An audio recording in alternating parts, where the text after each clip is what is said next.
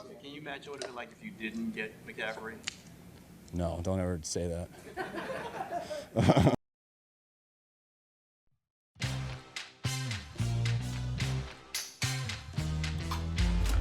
안녕하세요. 투버스터 NFL 팟캐스트입니다. 이번 에피소드는 4주차 리뷰입니다. 그럼 시작하겠습니다.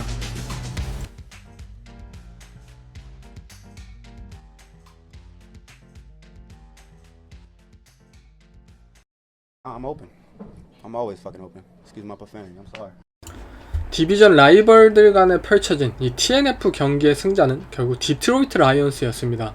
34대 20으로 굉장히 대승을 거두었는데, 일단 그린베이 패커스 입장에서는 이 경기가 시작하기 전에 오펜시브 라인이 주전 오라인이 2명이나 박티아리의 경우에는 시즌 아웃이 확정되었고, 결국 현재 디트로이트 라이온스라는 팀은 특히 디펜스에, 특히 디펜시브 라인의 피지컬함이 굉장히 뛰어난 수준이에요.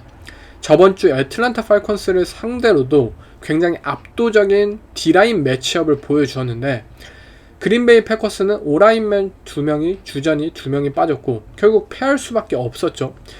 이 스텝업한 라이온스의 디펜스, 제 개인적으로도 굉장히 인상적인데 계속해서 좋은 흐름을 보여주었습니다.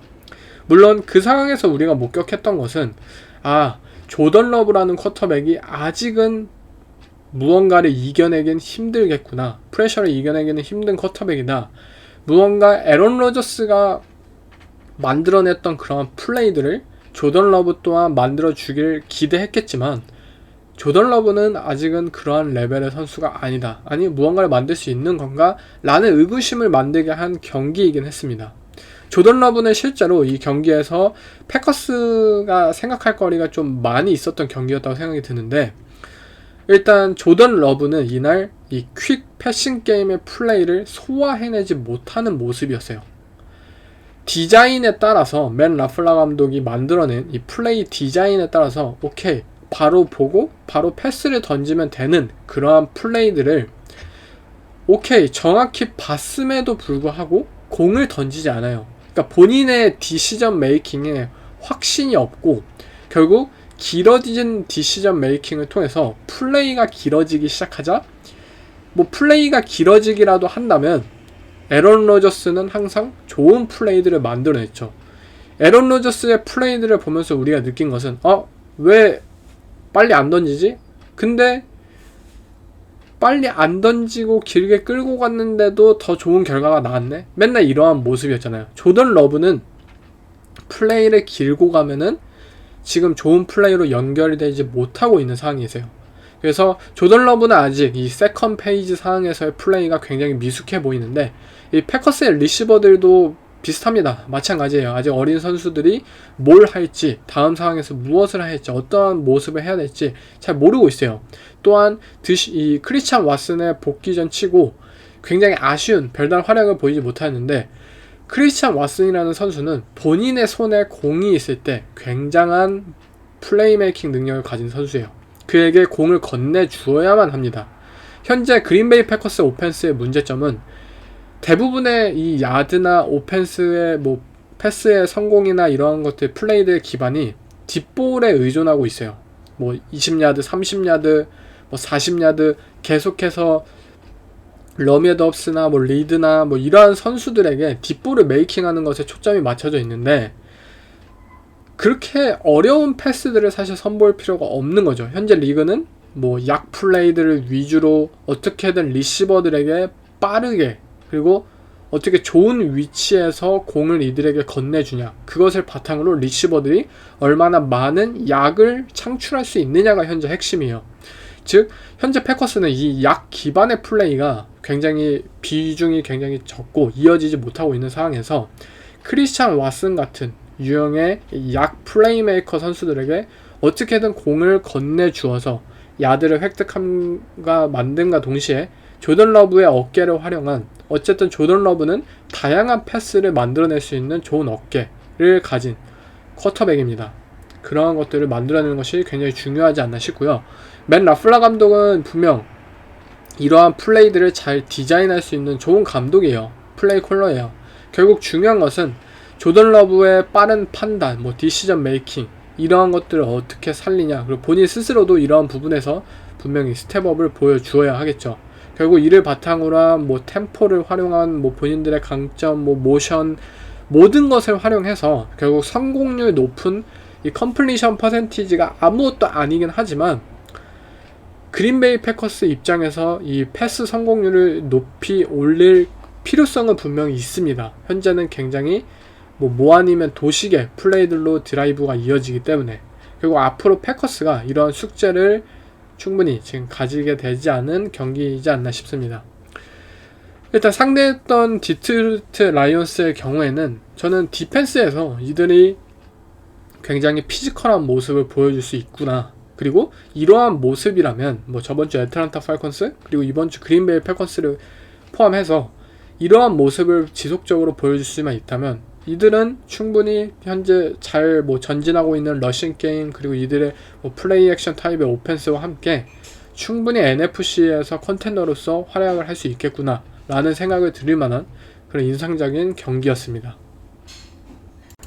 테일러 스위프트가 참관했던 썬데이 나잇 풋볼 경기, 캔자스 시티와 뉴욕 제츠, 이 두 팀 간의 경기는 의외로 일방적인 경기가 아닌 경합을 벌이면서 칩스가 힘겹게 승리를 하였는데요.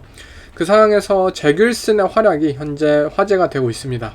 뭐 39번의 패스를 던져서 28번만 성공을 하였고, 사실상 런게임을 많이 시도하지 않은 상황 속에서 제글슨 혼자서 많은 거의 40번에 가까운 패싱을 시도하면서 2개의 터치다운 그리고 턴오버 없이 경기를 잘 마무리했었는데요.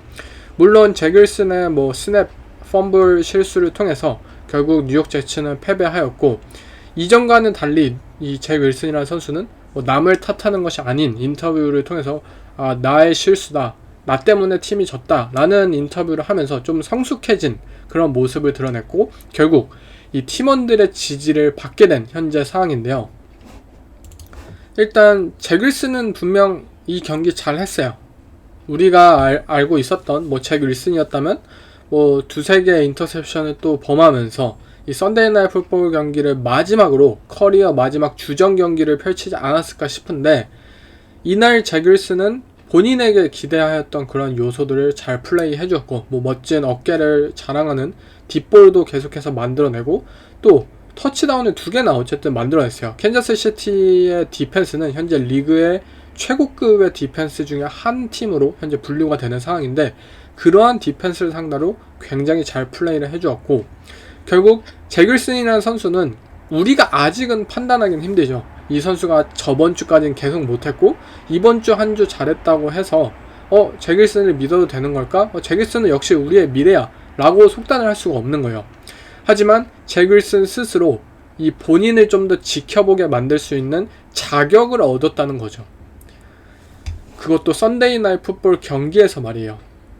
앞으로 이 뉴욕 제츠의 쿼터백, 이 상황이 어떻게 될지 모르지만 잭 윌슨이라는 쿼터백이 잘 해주어야만 올 시즌에 뭐 유의미한 결과가 나올 것이고, 잭 윌슨이 이렇게 믿어줬는데 잭 윌슨이 그에 응답하는 뭐 결과물을 만들어내지 못한다, 그러면 작년과 비슷한 레파토리로 이어질 것입니다. 하지만 저는 뭐 잭 윌슨이라는 쿼터백에 대해서 사실 뭐 기대치가 없었기 때문에 지금 뉴욕 제츠라는 팀에 있어서 더욱더 제가 예상치 못한 점은 이들의 디펜스가 별로 인상적이지 못한다는 점이에요. 뉴욕 제츠의 디펜스는 1쿼터 패트릭 마홈스를 상대로 무려 17점이나 내주었어요. 1쿼터에 말이죠. 물론 2쿼터, 3쿼터, 4쿼터 뭐 2개의 인터셉션을 만들어냈고 뭐 좋은 모습을 보인 것은 맞지만, 뉴욕 제츠 디펜스는 올 시즌 지난 4주간의 모습을 보면은 작년 시즌만큼 그렇게 뭐 엄청난 모습, 리그 최고의 디펜스다 라는 모습이 현재 잘 보이지 않고 있어요. 결국 잭 윌슨이라는 쿼터백을 통해서도 승리를 거두기 위해서는 이들의 디펜스, 로버트 살레 감독의 디펜스가 좀 더 분발을 해주어야 되지 않나 싶습니다. 물론 이 경기 패트릭 마홈스는 2쿼터부터 당황을 한 것은 맞아요. 2개의 인터셉션을 남발하였고 우리가 좀 예상하지 못했던 경기의 흐름으로 결국 경기가 끝이 나기도 했고요. 그 가장 큰 이유를 생각하자면 왜 캔자스 시티 칩스는 1쿼터에 그렇게 완벽한 플레이, 완벽히 압도적인 모습을 펼쳤는데 왜 나머지 쿼터에서는 굉장히 애매한 모습을 보였냐, 엉성한 모습을 보였냐? 저는 이거는 디스트랙션에 대한 문제라고 생각이 들어요. 이들의 페널티, 이들의 뭐 패트릭 마홈스의 어이없는 그냥 인터셉션, 본인이 패스를 던지고서도 그냥 이건 내 잘못이다, 내가 잘못 던졌어 라는 것을 바로 인정하게끔 만드는 어처구니 없는 패스들, 이것은 결국 테일러 스위프트 때문이라고 생각이 들어요. 테일러 스위프트와 뭐 트래비스 켈시, 이 두 커플이 만나는 것은 굉장히 축하할 일이고 뭐 축복받을 일이죠. 뭐 두 굉장히 멋있고 이쁘고 미남 미녀가 만나고 또 엄청난 화제거리가 되는 것도 충분히 이해를 합니다.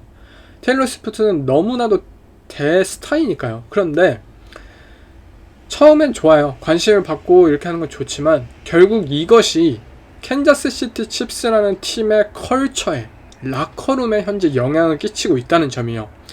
계속해서 이 잡음을 만들어내기 시작을 하고 선수들의 정신, 선수들의 마인드, 선수들의 행동에 계속해서 지금 침투를 하고 영향을 미치기 시작했어요. 트래비스 켈시가 퍼스트 다운을 기록할 때마다 하는 움직임 여러분 보시나요? 무슨 퍼스트 다운 갱신했는데 뭐 세레머니 하려고 그냥 막 우당탕탕 뛰어가가지고 뭔가를 하려고 해요. 왜 그러겠어요? 테일러 스위프트한테 관심을 받으려고 하겠죠? 모든 팀들이 다 똑같다는 거예요. 뭐 패트릭 마홈스도 저번 주에는 뭐 인터뷰로 장난으로 뭐 테일러 스위프트가 왔다는 걸 안다, 뭐 부담이 있었다, 뭐 이런 식으로 농담식의 조크를 했지만 결국 이것이 계속해서 이어지고 어느 순간 정도를 넘어서기 시작한 때 결국 캔자스 시티라는 팀은 분명히 악영향을 받고 있다고 생각이 들어요. 결국 이 선데이 나잇 풋볼 뉴욕에서 펼쳐지며 뭐 테일러 스위프트를 비롯한 수많은 스타들이 참관했던 이 경기, 캔자스 시티 칩스는 디스트랙션의 그런 덫에 걸렸다고 제 개인적으로 생각이 들고요. 이제는 좀 선을 지켜야 할 필요가 있지 않나 싶습니다. 앤디 리드 감독이든 누구든 이제 테일러 스위프트와 뭐 그에 관한 그런 것들을, 이것은 예능이 아니잖아요. 이것은 스포츠예요. 이것은 풋볼이에요. 이제는 선을 지켜야 할 필요가 있지 않나 싶습니다. 다음은 이번 주 최고의 매치업으로 기대되었던 경기였죠. 이 디비전 라이벌이자 이 AFC 이스트 현재 선두를 확정짓는 경기였는데 마이애미 돌핀스와 버팔로 빌스 간의 경기는 버팔로 빌스가 무려 20대 48로 완승을 거두었어요. 저도 예상치 못했던 경기 흐름이었는데 일단 AFC 최고의 팀임을 현재 버팔로 빌스가 이 경기를 통해서 본인들을 증명하지 않았나 싶은데요. 1주차에 조시 알렌은 뭐 엄청난 턴오버를 기록하면서 뉴욕 제츠의 디펜스에 뭐 무릎을 꿇으면서 2주차, 3주차, 4주차 현재 득점 페이스가 미친 수준이에요. 그리고 1주차 조시 알렌과 이 버팔로 빌스의 오펜스의 부진에 대해서 저는 이렇게 말을 했어요. 뭐 플레이나 뭐 플레이 콜링이나 플레이 디자인에 있어서 무언가 잘못된 점은 모르겠다. 그냥 조시 알렌 스스로가 이상한 데다 패스를 던진다라고 저는 언급을 드렸어요. 그리고 조시 알렌은 실제로 1주차 경기 이후에 본인의 힘을 많이 뺀 느낌이에요. 그 전까지 뭐 작년 시즌 중반부터 그리고 올해 1주차까지 조시 알렌이라는 이 쿼터백은 본인 혼자서 너무나도 많은 것을 하려고 했어요. 어떻게 해서든 터치다운을 만들어내야지, 뭐 이러한 마인드를 뭐 가진 쿼터백으로서 본인이 슈팅가드의 역할을 모두 다 하려고 했다는 것이죠. 그런데 2주차, 3주차, 4주차 조시 알렌은 뭐 본인이 슛을 쏴야 하는 상황에서는 충분히 쏘지만 오케이, 내가 패스를 그냥 포인트 가드로서 공만 돌리면 되는 상황 속에서는 계속 그 포인트 가드의 역할을 수용하고 있어요. 즉 조시 알렌의 이러한 바뀐 모습이 결국 버팔로 빌스의 오펜스를 원활하게 돌아가게 만들고 있으면서 조시 알렌 본인도 스스로 더욱더 기회가 창출되는 모습을 보여주고 있어요. 지금 버팔로 빌스의 오펜스 그리고 버팔로 빌스의 디펜스는 이 AFC 최고의 팀이라고 말을 할 수밖에 없는 수준이라고 생각이 들어요. 버팔로 빌스의 디펜스도 마찬가지예요. 이들의 강력, 올 시즌 버팔로 디펜스의 가장 이 약점이라고 꼽혔던 부분은 디펜시브 라인이었어요. 과연 본 밀러의 첫 4주, 첫 6주차 없이 경기가 시즌이 지속될 경우 버팔로 빌스의 D라인은 상대 쿼터백을 압박할 수 있을까? 라는 것이 항상 가장 큰 의문이었는데 이들의 D라인 현재 최고 수준입니다. 특히 블리츠도 안 하는데 계속해서 상대 쿼터백에게 프레셔를 압박하는 비율이 굉장히 높아요. 굉장히 터프하고, 그리고 이 마이애미 돌핀스의 오펜스, 굉장히 스피디하고 빠른 이 오펜스를 상대로 스피드상의 매치업이 안 될 거라고 예상했던 제 예측과는 다르게 버팔로 빌스는 이 라인베커 포지션에, 이 니켈 포지션의 타입에서 굉장한 스피드를 보여줬어요. 맨 밀라노나 다른 라인베커들도 엄청난 스피드를 보여주면서 이 마이애미 돌핀스의 리시버들의 이 엄청난 빠른 스피드들을 순간적으로 차단하였고, 결국 이 버팔로 빌스의 디펜스는 이 투아라는, 그리고 마이애미 돌핀스의 오펜스를 굉장히 쉽게 막아내는 데 성공을 했고요. 지금 이 버팔로 빌스라는 팀은 굉장히 무섭지 않나 싶어요. 그 이유가 뭐냐면 크게 눈에 띄는 점이 없잖아요. 누가 엄청난 활약을 펼치고 있고 디펜스에서도 슈퍼스타가 없고, 그런데 그냥 개개인의 이 로스터 상에 있는 모든 선수들이 엄청난 시너지와 그리고 엄청난 이 코칭 능력과 함께 계속해서 상대팀을 완벽하게 부셔내고 있어요. 이러한 부분이 아마 굉장히 무섭지 않나 싶고요. 한 명의 슈퍼스타에 의존하는 것이 아닌 모든 이의 그런 힘에 의해서, 즉 코너백인 트레데비어스 화이트가 시즌 아웃 부상을 당하긴 했지만, 저는 트레데비어스 화이트의 이 시즌 아웃 부상이 버팔로 빌스의 디펜스에 크게 영향을 끼치진 않을 거라고 생각이 들어요. 그 정도로 현재 버팔로 빌스는 뎁스 차원이나 그리고 코칭 차원에서 굉장히 뛰어난 폼을 지금 보여주고 있다고 생각이 듭니다. 한 가지 버팔로 빌스에게 있어서 더욱더 무서운 점은 계속해서 추워질 거라는 말이죠. 일단 이 9월달에 이렇게 산뜻하게 시작을 했으면 10월달, 11월, 12월 더 추워지기 시작할 때 이 디비전 라이벌들, 특히 마이애미 돌핀스가 더욱더 힘을 못 쓰기 시작할 때 버팔로 빌스는 그때 더욱더 자신 있어 하고 준비가 되어 있을 거라는 점이죠. 아마 버팔로 빌스의 모습을 계속해서 여러분들도 지켜봤으면 좋겠네요. 다음은 4개의 터치다운을 기록한 저스틴 필즈의 덴버 브론코스 경기인데요. 사실 덴버 브론코스의 디펜스가 그냥 말도 안 되는 수준이죠. 저스틴 필즈라는 이 런닝백에게 4개의 터치다운을 허용을 했다. 저는 덴버 브론코스의 디펜스가 현재 리그 최악의 디펜스다, 그냥 자신할 수 있습니다. 이들의 디펜스에 대해서 조금 더 언급을 하자면, 벤스 조셉 디펜시브 코디네이터가 분명 나쁘지 않은 코디네이터죠. 작년 시즌 애리조나 카디널스에서도 좋은 디펜스 플레이 콜링을 만들어냈고, 결국 이번 덴버 브론코스에서도 감독으로 잘렸지만 또 엄청난 이 돈을 계약을 받으면서 이 션 페이튼 감독과 함께한 이 선택은 저는 굉장히 좋은 선택이라고 봤어요. 벤스 조셉은 분명 좋은 디펜스를 이끌 수 있었던 코치였으니까요. 하지만 현재 덴버에서의 모습은 이 빅 판지오 감독의 스킴을 그대로 따라가는 듯한 모습인데, 그러한 상황에서 디테일한 부분이 전혀 코칭이 잘 안되고 있다는 점이죠. 또한 이 디펜스의 퍼스넬이나 포메이션의 변화에 있어서도 굉장히 한정적인 모습을 보여주고 있고, 결국 마이애미 돌핀스 전에서처럼 계속해서 오펜스 입장에서 공략하기 쉽고 상대 디펜스가 대처를 하질 않아요. 오케이, 너네가 대처 안 해? 그럼 우리는 계속해서 골라서 때린다 라는 모습으로 현재 디펜스가 계속해서 두드려 맞고 있습니다. 이는 시카고 베어스의 저스틴 필즈에게도 마찬가지였고요. 이 다음 주 덴버 브론커스와 뉴욕 제츠의 이 빅 경기가 있는데, 덴버가 마이너스 2.5의 라인을 현재 가지고 있어요. 이들의 디펜스로 말이죠. 제귤슨이 엄청난 활약을 펼친 썬데이 나잇 풋볼 경기를 마쳤음에도 덴버가 마이너스 2.5예요. 사실 이해할 수 없는데, 아무튼 다시 저스틴 필즈로 얘기를 넘어가자면, 저스틴 필즈가 어쨌든 4개의 터치다운을 기록을 했고, 팬분들께서는 어쩌면 좋았다, 저스틴 필즈도 살아나는 거 아니냐 이렇게 말을 할 수도 있겠지만, 28점을 무려 올리고, 그리고 사실상 이 시카고 베어스가 뭐 경기를 잡을 것이라고 예상되었던 경기에서 저스틴 필즈는 마지막 이 다시 한번 컴백을 할 수 있는 그 기회에서 인터셉션을 범했어요. 게임이 라인 선상에 있을 때 저스틴 필즈라는 쿼터백은 인터셉션을 던졌습니다. 뭐 더 이상 기대할 게 있을까요?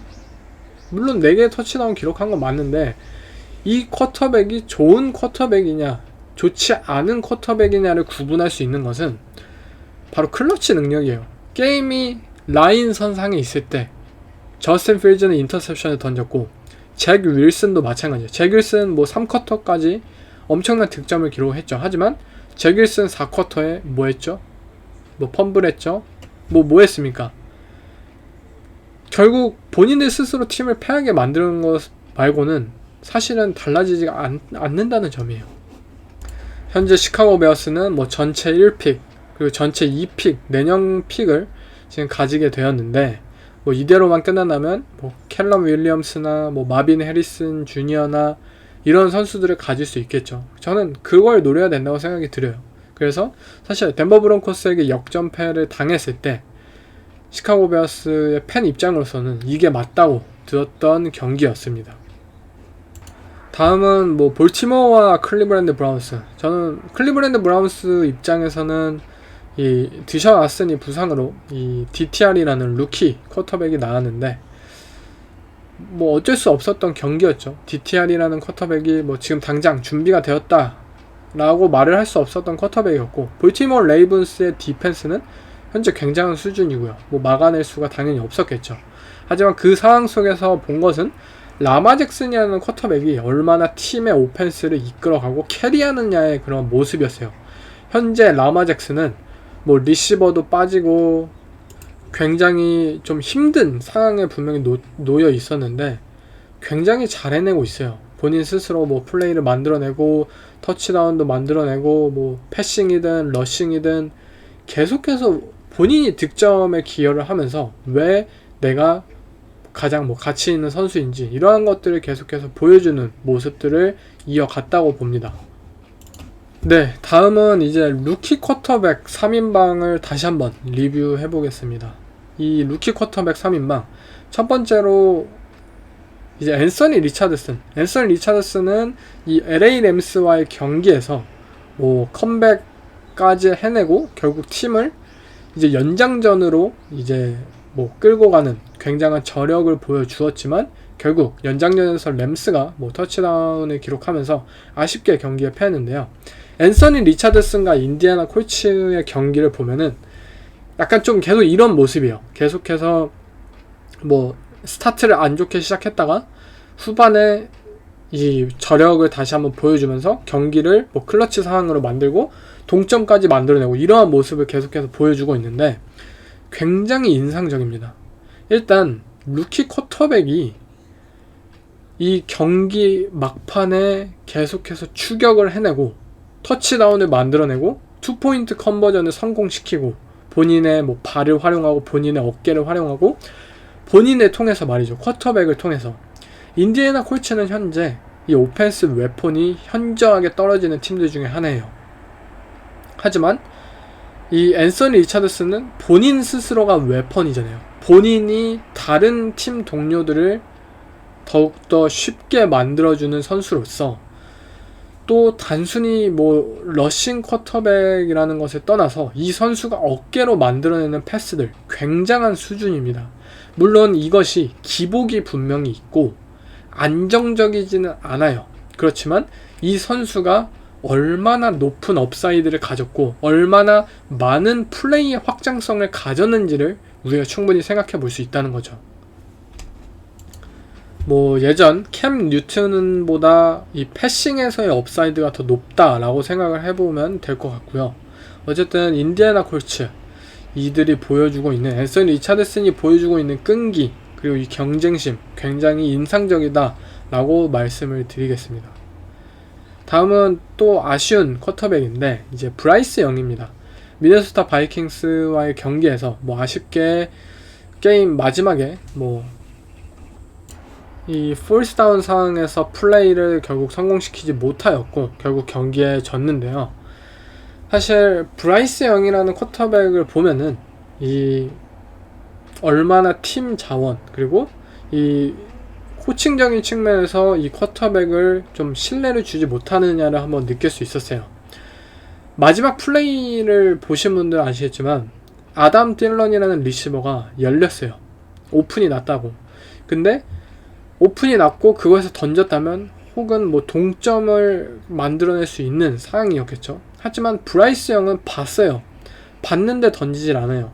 그러한 모습이 1주차부터 계속 이어지고 있어요. 브라이스 영은 이 컬리지에서 이 엘라바마 시절에서 굉장히 빠른 디시전 메이킹을 내릴 수 있는 선수였고 본인의 리시버를 굉장히 신뢰하는 선수 중에 한 명이었어요. 물론 그가 이 플레이를 연장시키고 발을 활용해서 플레이 메이킹 능력을 보여주는 것은 사실이지만 그는 어쨌든 빠른 이 디시전 메이킹을 내릴 줄 아는 쿼터백이었고 본인의 리시버들을 얼마나 잘 활용하는지에 있어서는 굉장히 특출난 선수였어요.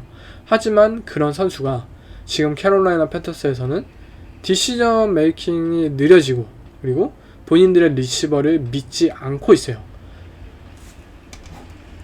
이 쿼터백이 더 이상 망가지기 전에 캐롤라이나 팬터스는 분명 무언가를 행동을 보여야 하지 않을까 싶어요.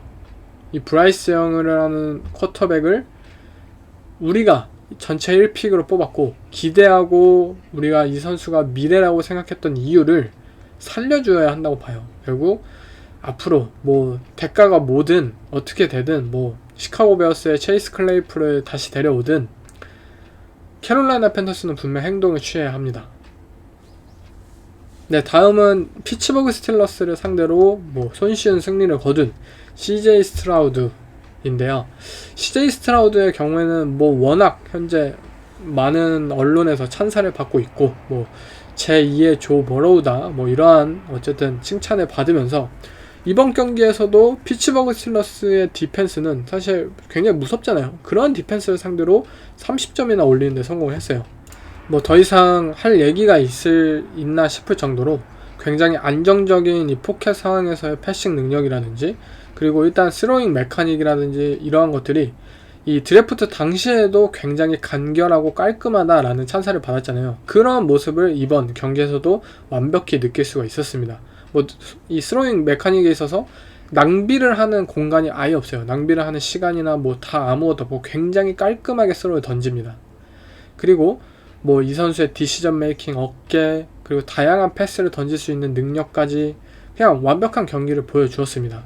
현재 휴스턴 텍산스는 어쨌든 이번 드래프트에서 CJ 스트라우드 그리고 윌 앤더슨 이 두 명의 공수 오펜스와 디펜스의 핵심의 선수들을 뽑으면서 어쩌면 올 시즌에 모든 걸 걸었던 팀들 중에 하나였어요. 사실 뭐 쿼터백 한 명만 뽑고 뭐 나머지 드래프트 픽은 뭐 내년 거는 내년에 쓰고 이렇게 할 수도 있겠지만 이들은 꼭 트레이드를 단행하면서 올 시즌의 모든 것을 걸려고 했습니다. 그것도 신인 감독인 디미코 라이언스와 함께 말이죠. 굉장히 리스크한 무브였다고 생각은 들지만 어쨌든 이들은 성적을 통해서 보여주고 있어요.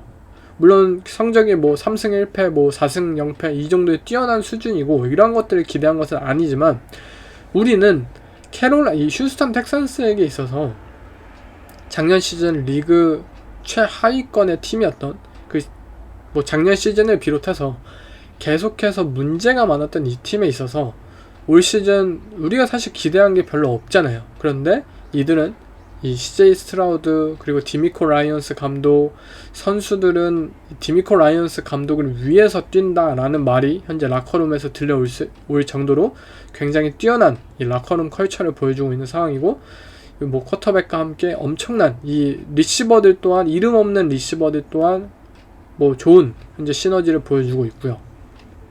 이대로만 간다면 휴스턴 텍산스의 미래도 굉장히 밝지 않나 싶습니다. 반면 이 휴스턴 텍산스에게 패했던 피츠버그 스틸러스는 굉장히 문제가 많았던 경기인데요.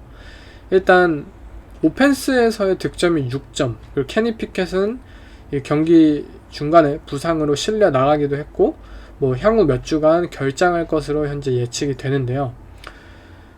더 이상 할 말이 없을 것 같아요. 이제 인터뷰로 일단 마이크 텀린 감독이 인터뷰를 통해서 곧 변화가 있을 것이다 라고 인터뷰를 했었는데요. Will you contemplate any changes, or is it still too early? Regarding changes regarding, hell yeah, we got to make some changes, man. That was an ugly product we put out there today, and so we're not going to do the same things and hope for a different outcome. What those changes are, man, we'll put together a plan in preparation this week. 이 변화는 결국 오펜스에서의 변화여야겠죠. 바로 오펜스 코디네이터인 맷 캐나다를 얼른 해고했으면 좋겠는데요. 맷 캐나다 코치는 너무나도 언급을 많이 들여서 지쳐요. 이 코치는 이번 경기에서도 사실 충격적인 장면이 나오는데 휴스턴 텍산스를 상대로도 이 3x1 상황에서 똑같은 플레이를 연달아 행합니다. 똑같은 플레이. 뭐 한 번은 커버 3 이 휴스턴 텍산스의 디펜스를 상대로 펼쳤다가 그 다음에는 커버 2 디펜스를 상대로 펼치는데 커버 2로 펼쳤다가 온전히 간파당해서 뭐 그냥 아무것도 못한 그런 모습을 보여줬는데 그냥 계속해서 단순하고 똑같은 플레이들의 나열 휴스턴 텍산스의 이 선수들의 경기 후 인터뷰를 보면 아 이들을 분석하는 것은 굉장히 쉬웠다. 뭐 실제로 필름이나 뭐 필드 위에서나 똑같다. 라는 취지로 또 인터뷰를 했어요. 아니 본인 스스로 자존심이 안 상할까 싶어요. 뭐 이렇게 악담을 많이 듣고 악평을 많이 듣는데 말이죠. 어쨌든 현재 이 오펜스는 케니 피켓이라는 쿼터백을 돕지 못하고 있어요. 물론 케니 피켓도 마찬가지예요. 케니 피켓도 계속해서 이 우리가 기대했던 이 엔티시페이션 기반의 이런 패스들을 프리시즌에는 분명히 잘 보여주었는데 또 정규 시즌에 되니까 잘 보여주지 못하고 있고 계속해서 이 퍼스트 리드가 닫혀 있으면 뭐 세컨드 리드, 서드 리드로까지 진행할 수 있는 그런 상황 속에서 리드를 자꾸 안 하려고 하고 계속 이 스크램블을 하려고 도망가요. 근데 도망가는데 뭐 그게 좋은 결과로 이어지지도 않고 있고요. 어쨌든 이 피츠버그 스틸러스의 오펜스 분명히 변화가 필요한 시기입니다. 그리고 마이크 텀린 감독은 이 로열티라는 것과 침묵질이라는 것을 분명히 구분해야 할 줄 알아야 합니다. 물론 이 감독은 이 존경스러운 감독이고 리그 최고의 감독 중에 하나로서 저는 좋은 판단을 내릴 거라고 믿습니다. 디비전 라이벌 매치업에서 또 한 번의 귀중한 승리를 거두며 이제 3승 1패를 기록한 이 템파베이 벅스인데요. 일단 뉴올리언 세인츠의 경우에는 이 데리카가 이끄는 오펜스가 현재 너무나도 폼이 좋지 않습니다. 물론 이들의 디펜스를 믿었고 이들의 뭐 테이스մ 힐이나 어떻게 해서든 득점을 올릴 수 있는 그러한 능력을 저는 믿어서 세인츠를 골랐지만 승자를 골랐지만 벅스가 굉장히 쉽게 이겼어요. 일단 세인츠에 대해서 먼저 언급을 드리자면 뉴올리언 세인츠, 데리카 이들의 오펜스 현재 분명히 굉장히 문제점이 많아요. 오펜스의 전진이 대부분 이 딥볼 또는 쇼패스 요거밖에 진행이 안 돼요. 쇼패스는 그것도 그냥 알빈 카마라에게 그냥 체크다운 패스 던지는 거 이게 끝이에요. 더 이상의 뭐 많은 인터미디에이트 타입의 패스 뭐 필드의 중앙을 가로지는 마이클 토마스의 대활약 이러한 것들이 아예 지금 보여주지 않는다는 뜻이에요. 계속해서 오케이 우리 빠른 리시버 있잖아. 크리스 올랍의 딥볼에 특화된 리시버잖아. 오케이 던지자. 오케이 이들을 뭐 전력 질주로 보내고 그러면 필드가 넓어졌으니까 체크다운 패스 하면은 그래도 5, 6야드 먹겠네? 자꾸 이러한 플레이대로 나열이 됩니다. 물론 이것이 뭐 데리카라는 쿼터백의 문제냐 아니면 플레이 디자인에 대한 문제냐라는 것은 본인들이 생각을 해봐야 되겠지만 현재 지금의 오펜스, 세인츠의 오펜스로는 절대 경쟁적인 모습을 보여줄 수 없다는 게 제 결론입니다. 그렇기 때문에 계속해서 뭐 10점, 뭐 9점, 뭐 이 정도의 득점밖에 기록을 하지 못하고 있겠죠. 반면에 벅스는 본인들의 장기를 계속해서 잘 선보이고 있어요. 제가 시즌 전에 이 템파베이 벅스의 새로운 오펜스가 어떻게 펼쳐질까라고 한 부분에서 제 개인적으로는 극단적인 플레이 액션 타입의 오펜스가 선보일 것이다 라고 예측을 했었는데 뭐 극단적이기까지는 아니지만 어쨌든 플레이 액션의 오펜스의 이 비율이 굉장히 높은 수준이에요. 뭐 드랍백당 30%가 넘는 현재 리그의 뭐 몇 안 되는 팀이기도 하고 베이커 메이필드는 어쨌든 이 언더 센터에 있을 때 더욱더 활약이 뛰어난 단신 쿼터백이에요. 그가 클리브랜드 브라운스 시절이나 이럴 때 계속해서 샷건 포메이션을 위치하면서 좀 부진했던 모습을 보면서 느꼈던 것은 왜 베이커 메이필드를 굳이 샷건에 넣을까? 언더 센터에 넣고 이 자연스럽게 이 높이에서의 그런 단점들을 상쇄를 하고 필드 공간을 빠르게 벌려서 이 어깨를 활용한 패스들을 던지면 되지 않을까 라는 부분은 현재 템파베이 벅스는 잘 활용을 하고 있습니다. 또한 어쨌든 벅스의 오라인이 현재 잘 버텨주고 있고, 그리고 벅스는 분명히 이 베이커 메이필드 혼자서 잘하는 게 아니에요. 사실 베이커 메이필드의 이 플레이는 뭐 그냥 베이커 메이필드 급입니다. 우리가 뭐 봐왔던 그런 플레이고, 특히 뭐 템파베이에 와서 뭐 더 잘한다 라고 표현을 하긴 힘들어요. 그렇지만 베이커 메이필드가 이상하게 날린 공도 마이크 에반스나 크리스 가디는 잡아주고 있어요. 이러한 부분이 굉장히 크지 않을까 싶어요. 굉장히 패스의 성공률이 떨어지는 상황 속에서 벅스의 리시버들이 잘 잡아주고 있고, 베이커 메이필드도 오케이 잘 잡아주네, 계속 던져야겠다, 이러한 자신감을 바탕으로 해서 본인만의 패스, 이 디시전 메이킹이 느리다는 단점을 가지고 있었던 이 쿼터백은 더욱더 자신있게 빠르게 디시전을 지금 내리고 있고, 어쨌든 어깨 자체는 강한 이 베이커 메이필드의 특성과 함께 지금 굉장히 좋은 다운필드 패싱 게임을 보여주고 있습니다. 또한 이 템파베이 벅스라는 팀은 어쨌든 베테랑들이 굉장히 많은 팀들이잖아요. 굉장히 늙은 팀들 중에 한 팀이에요. 리그에서 가장 늙은 팀이죠.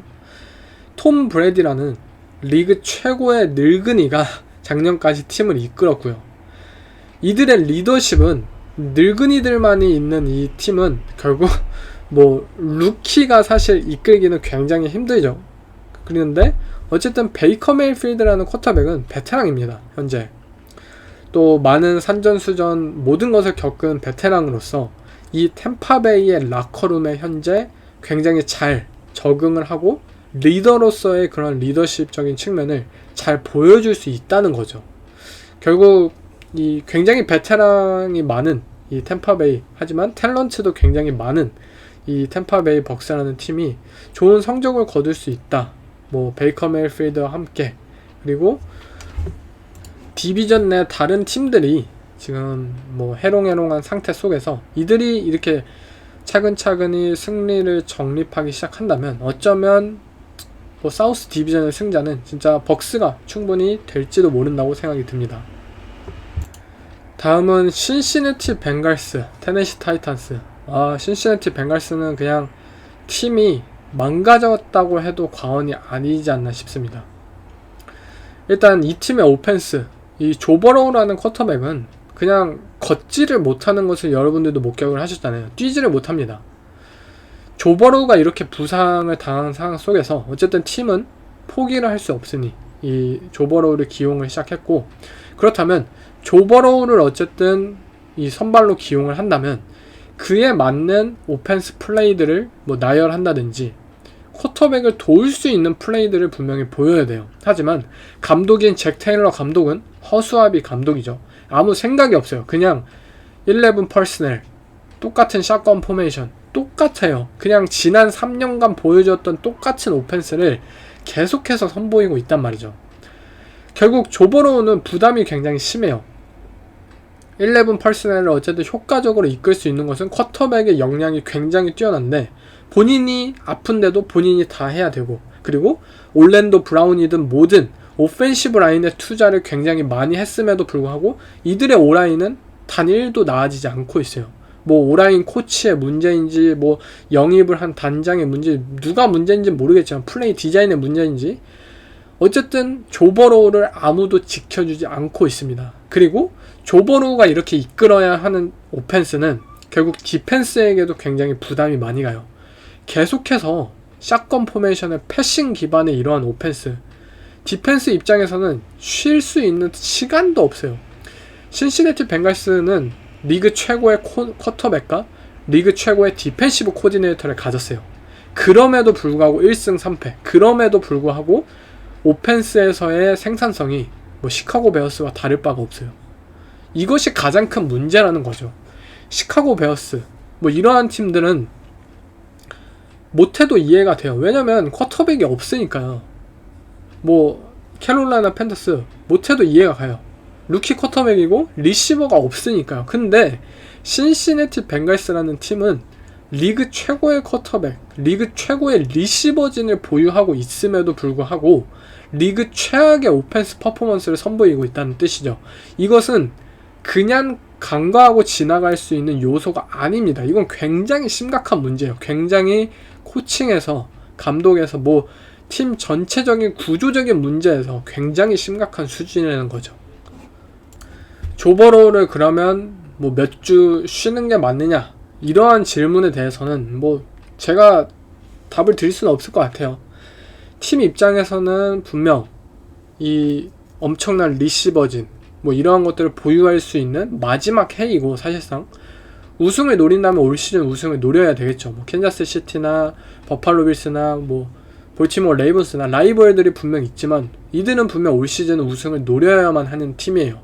그렇게 조버로우를 무리하게 기용하는 것은 분명히 이해는 하지만 현재 팀 차원에서 조버로우를 위해 이 무언가를 만들어낼 수 없는 상황에서 굳이 조버로우를 기용하는 것은 뭐 면목이 있나 싶습니다.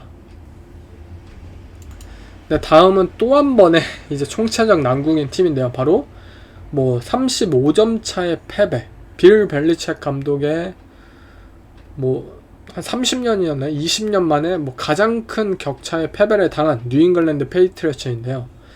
일단 뭐 저는 다 본 것 같아요.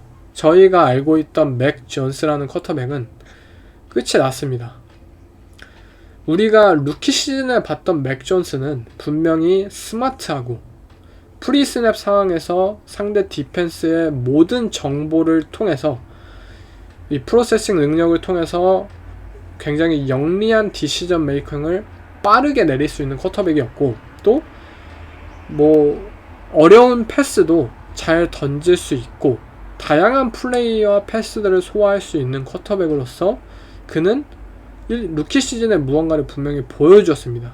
하지만 뭐 2년차 그리고 3년차 그가 계속해서 보여주고 있는 것은 뭐 안 좋은 디시전 메이킹, 턴오버 능력, 그리고 더티한 플레이까지 팀에 전혀 도움이 되지 않는 지금 선수가 되어버린 거죠. 뭐 올 시즌 초반까지는 그래도 뭐 빌 오브라이언 코치의 오펜스에 적응하고 있다 라는 생각을 할 수 있겠지만, 핑계를 댈 수 있었겠지만, 댈러스 카우보이스를 상대로 했던 이 맥 존스의 패스들은 더 이상 핑계를 댈 수가 없는 수준이에요. 단순히 뭐 패치의 리시버가 부족하다, 리시버진이 약하다, 뭐 플레이 콜이 안 좋다 라는 것은 더 이상 핑계가 될 수 없다는 거죠. 맥 존스라는 쿼터백 스스로 현재 너무 많은 것을 보여줬고 이제는 우리는 다 보지 않았나 싶습니다.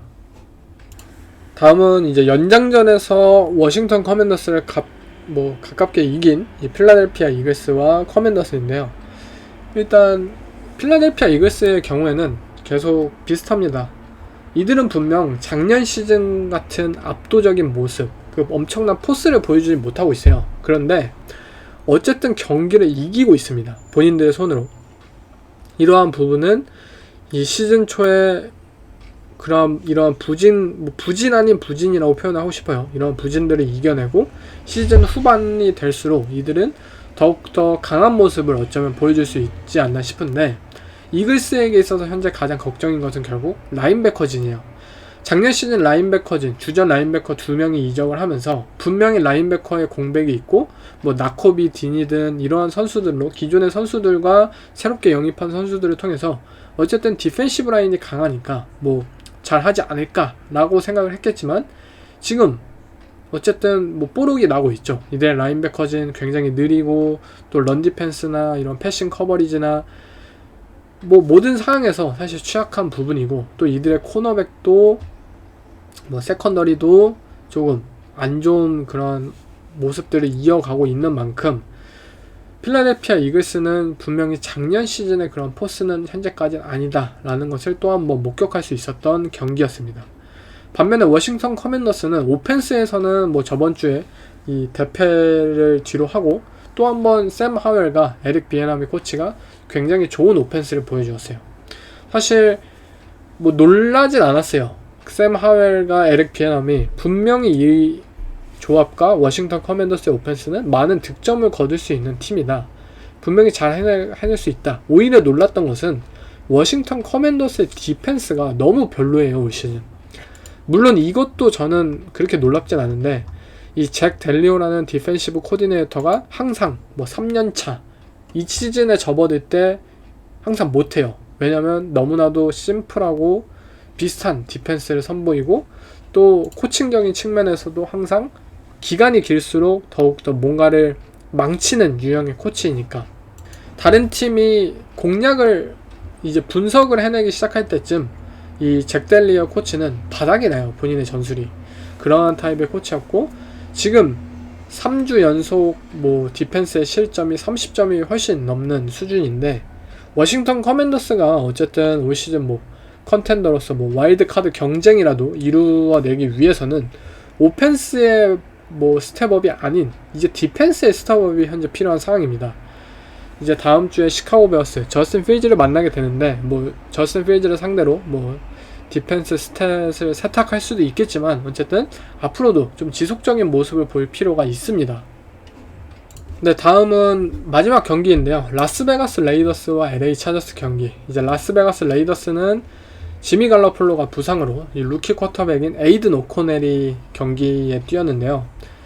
일단 프리시즌의 황태자였죠. 에이든 오코넬. 너무나도 프리시즌에 잘해주었는데 일단 이 정규 시즌 첫 경기에서의 모습은 사실 프리시즌에 발도 못 쫓아오죠. 이 에이든 오코넬이라는 선수는 아직 준비가 안 됐습니다. 굉장히 볼을 오래 잡고 이 클리어 맥이 LA 차저스의 엣지러셔죠. 이 클리어 맥이 6개의 색을 기록했는데 물론 오펜시브 라인의 잘못도 상당수가 많았고 하지만 어쨌든 에이든 오코넬 스스로가 공을 너무 오래 잡고 패스를 안 던지니까 색으로 이어진 장면도 굉장히 많았어요. 아직 에이든 오코넬은 이 플레이에 대한 이해도나 이러한 것들이 완전히 숙지가 잘 안 된 상황이었고 결국 더 많은 시간이 필요할 것 같습니다. 그리고 우리가 알던 프리시즌의 황태자 에이든 오코넬 또 뭐 클리블랜드 브라운스의 뭐 DTR 이러한 선수들이 역시 정규 시즌 1주차에 바로 활약하기엔 무리다 라는 것을 또 한번 보여주지 않았나 싶어요. 그렇지만 이 에이든 오코넬에게 이 컴백의 기회를 주었던 브랜든 스테일리 감독 다시 한번 이 스테일리 타임이 돌아왔습니다. 본인 진영 이제 34야드 진영에서 3분 34초가 남은 상황에서 폴스 앤 원 곧포릿을 시도를 한 브랜든 스테일리 감독인데요. 참고로 저스틴 허버트를 이용한 QB 스닉을 했죠. 근데 저스틴 허버트는 그 상황에서 왼손에 부상을 입었죠. 부상을 당한 쿼터백을 QB 스닉을 한다. 그냥 일단 여기부터 이게 레전드인데 아니 본인 진영 34야드 4쿼터 3분 34초가 남은 상황에서 상대 쿼터백이 루키 쿼터백인 에이든 오코넬이에요. 에이든 오코넬이라는 쿼터백은 공을 돌리기도 힘들어 했어요. 이 경기 내내 패스를 하는 것에 진짜 힘들어 했습니다. 그런데 그러한 쿼터백에게 펀트를 차지 않고 본인 진영 34야드에서 곧포릿을 한다? 이건 진짜 말도 안 되는 수준이에요. 에이든 오코넬을 우리 팀의 디펜스 엣지러셔는 6개의 색을 기록했고 그러면은 당연히 펀트를 차더라도 디펜스의 힘을 통해서 경기를 끝낼 수 있는 수준이었다는 거죠. 하지만 본인의 디펜스를 믿지 않았고 본인의 쿼터백의 상태를 체크하지 않았고 그냥 무지성으로 또 한 번 곧포릿을 해서 폴스다운 턴오버가 범해졌죠. 결국 물론 결과로만 따지자면 에이든 오코넬이 이 게임 엔딩 인터셉션을 날리면서 경기에 승리를 하긴 했지만 브랜든 스탠리 감독은 진짜 이게 감독이 맞나 싶어요. 진짜 이 정도로 자격이 없는 사람이 이 리그에 있다는 것 자체가 수치입니다. 저스틴 허버트가 이 뭐 브랜든 스탠리 감독의 목숨을 한 100번은 살려준 것 같은데 이제 뭐 이 감독이 전생에 도대체 뭘 했길래 이 정도 있나 이적인가 싶습니다. 네, 이상 4주차 경기 리뷰를 해봤는데요. 이번 에피소드는 여기서 마치겠습니다. 감사합니다. To be a Steeler is to consider others before you consider yourself. To protect your brother even from himself. To give support at your own expense. And when wearing the black and gold suit of armor, make sure nobody desecrates it, disrespects it. Most importantly, we ourselves don't dishonor it. The only approval any Steeler should seek is to earn the approval from previous legends who have donned the black and gold. And if you've really earned their respect, they'll say, you could have played with us.